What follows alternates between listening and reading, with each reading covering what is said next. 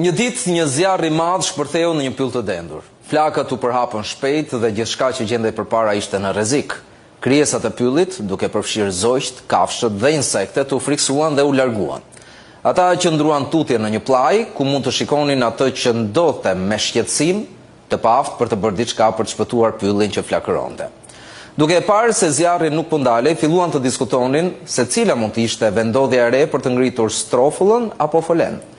Pasi vlerësuan mundësitë e hedhura në diskutim, zgjodhën më të mirën e mundshme dhe njëri pas tjetrit morën rrugën për atje duke lënë pas krahësh vendin e tyre që ende digjej. Në prag të 2025, Shqipëria lëngon ende në mjaft drejtime krahasuar me vendet anëtare të Bashkimit Evropian, ku synojmë të bëjmë pjesë. Pavarësisht disa arritjeve të rëndësishme, si rritja ekonomike dhe përpjekjet për reformë, ka ende shumë sfida për të përballur në aspektet e qeverisjes, korrupsionit, infrastrukturës dhe shërbimeve publike. Ne mbetemi ende të varfër, të sëmurë, manipuluar, të përdorur, të pashërbyer, të vjedhur. Për arsimin, më mirë të mos flasim. Asa shumë probleme për Shqipërinë tonë të vogël e me kaq pak popull që ndoshta me të drejtë ndihet i pashpresë për ndoshta duhet të bëjmë të gjithë si Kolibri, duke besuar se ajo pikuj është e mjaftueshme dhe është pjesa e gjithë secilit që sot ka shumë çka për t'u ankuar.